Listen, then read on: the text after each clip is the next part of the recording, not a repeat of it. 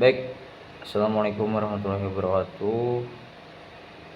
Perkenalkan, nama saya Ahmad Syauki dengan NIM 221061111023. Ya, di sini izinkan saya untuk menjelaskan atau mempresentasikan makalah yang dibuat dengan judul Dampak Pertambangan Batubara Terhadap Kesehatan Masyarakat.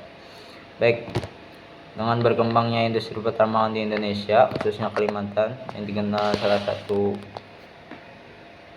daerah penghasil batu bara terbesar di Indonesia, maka makalah ini membahas tentang dampak penting dan pengelolaan lingkungan dari proyek pertambangan batu bara terhadap kesehatan masyarakat.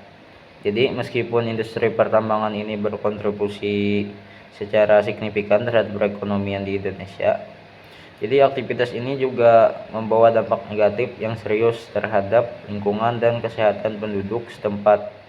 Penelitian ini itu bertujuan untuk mengidentifikasi jenis polusi yang dihasilkan, menganalisis dampak kesehatan, juga mengevaluasi strategi pengelolaan lingkungan dan menyusun rekomendasi untuk perlindungan yang lebih baik lagi. Jadi yang pertama yaitu polusi udara dari pertambangan batu bara. Jadi polusi udara itu adalah salah satu dampak utama yang sering terjadi di sekitar proyek pertambangan, terutama pertambangan batu bara. Jadi proses penggalian. Jadi mulai dari proses penggalian, pemindahan, serta pengangkutan batu bara itu menghasilkan sejumlah besar partikel debu, yaitu PM10 dan PM25. Kemudian yang dapat mencemari udara. Selain debu, emisi dari kendaraan berat dan mesin yang digunakan dalam operasi tambang juga melepaskan gas beracun seperti karbon monoksida atau CO, sulfur dioksida SO2, dan nitrogen oksida NOx yang berbahaya bagi kesehatan masyarakat. Jadi paparan jangka panjang terhadap polutan ini dapat menyebabkan gangguan pernapasan seperti penyakit paru-paru kronis, asma, dan bronkitis, ataupun bahkan peningkatan resiko kanker paru-paru. Polusi udara ini berdampak langsung pada kualitas hidup masyarakat sekitar tambang, terutama bagi kelompok rentan seperti anak-anak dan lansia. Selanjutnya, kegiatan pertambangan juga dapat menyebabkan pencemaran air. Jadi pencemaran air akibat tambang ini melalui limpasan air hujan yang mengandung logam berat, kemudian juga bisa dari proses pertambangan yang masuk ke sungai, danau, serta sumber air lainnya. Selain logam berat yaitu ada bahan kimia atau limbah. Nah, kemudian air yang tercemar sering mengandung zat berbahaya seperti merkuri, arsenik, dan juga kadmium yang bila masuk ke dalam air tanah atau air permukaan dapat menyebabkan kesehatan masyarakat terganggu. Jadi masyarakat yang menggunakan air tersebut untuk minum, mandi, ataupun irigasi pertanian akan terpapar bahan kimia berbahaya yang dapat menyebabkan berbagai penyakit, mulai dari gangguan pencernaan, penyakit kulit, hingga penyakit serius seperti keracunan logam berat dan kanker. Jadi selain itu, pencemaran air juga berdampak pada ekosistem lokal, menghancurkan habitat perairan yang penting bagi keseimbangan lingkungan dan pencaharian masyarakat yang bergantung pada perikanan. Kemudian selanjutnya polusi tanah dan dampaknya. Proses pertambangan seringkali melibatkan aktivitas pengupasan tanah, pemindahan batuan, dan pembuangan limbah yang dapat menyebabkan kerusakan tanah. Tanah yang terkontaminasi oleh bahan kimia berbahaya seperti logam berat, bahan bakar, dan residu kimia lainnya dari operasi tambang akan kehilangan produktivitasnya. Jadi polusi tanah ini tidak hanya merusak ekosistem alami, tetapi juga membahayakan kesehatan masyarakat yang bergantung pada tanah untuk pertanian. Tanah yang tercemar tidak bisa lagi digunakan untuk menanam tanaman pangan yang sehat, sehingga dapat mengakibatkan penurunan kualitas hasil pertanian, sehingga berdampak pada ketahanan pangan lokal. Paparan langsung terhadap tanah yang tercemar juga bisa menyebabkan masalah kesehatan, termasuk iritasi kulit dan resiko lebih tinggi untuk yang disebabkan oleh kontaminasi kimia. Nah, Untuk dampak kesehatan yang paling sering dialami oleh masyarakat yang tinggal di dekat area pertambangan batubara yaitu peningkatan penyakit pernapasan. Jadi polusi udara yang disebabkan oleh partikel debu dan emisi gas beracun seperti sulfur dioksida dan nitrogen oksida dapat memperparah kondisi pernapasan, terutama pada orang dengan penyakit paru-paru yang sudah ada. Penyakit seperti asma, bronkitis kronis, dan infeksi saluran pernapasan atas atau ISPA sangat ditemui di daerah yang tercemar polusi akibat aktivitas pertambangan. Nah, anak-anak dan lansia adalah kelompok yang paling rentan terhadap penyakit ini, di mana paparan jangka panjang terhadap udara yang tercemar dapat mengganggu perkembangan paru-paru dan memperburuk kondisi kesehatan yang ada. Nah, selanjutnya yaitu dampak kebisingan dari aktivitas pertambangan. Jadi kebisingan yang dihasilkan oleh alat berat itu seperti ledakan batu dan operasi pertambangan lainnya dapat menimbulkan polusi suara yang berbahaya bagi kesehatan mental dan fisik masyarakat di sekitar. Jadi paparan kebisingan dalam jangka waktu lama dapat menyebabkan gangguan pendengaran, kemudian stres, gangguan tidur.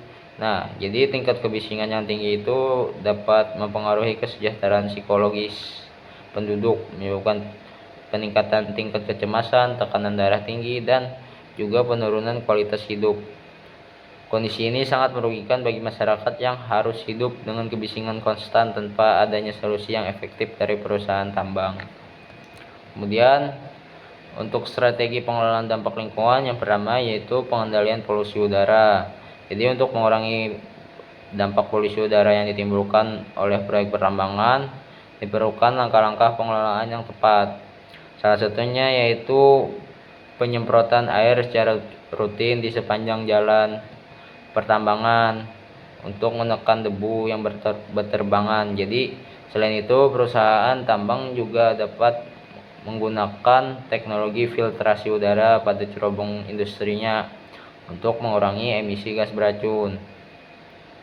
Kemudian penggunaan bahan bakar yang lebih ramah lingkungan pada alat berat juga dapat mengurangi emisi gas yang berbahaya bagi lingkungan. Jadi perusahaan tambang juga harus melakukan pemantauan kualitas udara secara berkala dan melaporkannya kepada pihak berwenang dan masyarakat setempat. Kemudian untuk pengelolaan air limbah dari tambang harus dilakukan dengan sistem yang efektif untuk mencegah pencemaran air yang dapat membahayakan kesehatan masyarakat, seperti instalasi pengolahan air limbah atau IPAL itu wajib diterapkan agar memastikan bahwa air yang dibuang ke lingkungan telah diolah sesuai dengan standar baku mutu lingkungan. Perusahaan tambang juga harus membangun sistem drainase yang baik untuk menghindari limpasan air yang terkontaminasi ke sungai-sungai atau sumber-sumber masyarakat. Jadi pemantauan kualitas air juga harus dilakukan secara berkala. Itu sangat penting untuk memastikan bahwa sumber air tetap aman digunakan oleh masyarakat. Untuk pengelolaan kebisingan, itu untuk mengurangi dampak kebisingan, perusahaan tambang dapat membatasi jam operasional alat berat dan aktivitas yang menghasilkan suara keras. Selain itu, penggunaan teknologi peredam suara pada mesin dan alat berat dapat membantu menekan kebisingan di sekitar area tambang. Nah, kemudian itu pemasangan penghalang suara di sekitar area kerja juga bisa menjadi solusi untuk mengatur tingkat kebisingan yang sampai ke pemukiman warga. Nah, kemudian untuk rekomendasi pengelolaan berkelanjutan itu sangat penting untuk keterlibatan masyarakat. Nah, jadi penting bagi perusahaan tambang itu untuk melibatkan masyarakat terhadap setiap tahap pengelolaan dampak lingkungan, mulai dari perencanaan hingga implementasi program pengelolaan. Masyarakat harus diberi peran aktif dalam pemantauan kualitas udara, air, dan tanah, serta diberi akses terhadap informasi mengenai dampak proyek tambang terhadap lingkungan mereka. Keterlibatan masyarakat tidak hanya meningkatkan transparansi, tetapi juga mendorong perusahaan untuk lebih bertanggung jawab terhadap dampak yang ditimbulkan.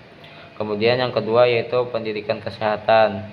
Jadi program ini, pendidikan kesehatan ini bagi masyarakat di sekitar tambang sangat penting untuk meningkatkan kesadaran tentang resiko kesehatan yang mereka hadapi dan cara pencegahannya. Jadi masyarakat itu perlu diberikan informasi tentang pentingnya menggunakan air bersih, menjaga kesehatan pernapasan, dan langkah-langkah perlindungan diri dari polusi lingkungan. Jadi pemerintah dan perusahaan tambang dapat bekerja sama dengan lembaga kesehatan untuk memberikan pelatihan dan penyuluhan kesehatan secara berkala.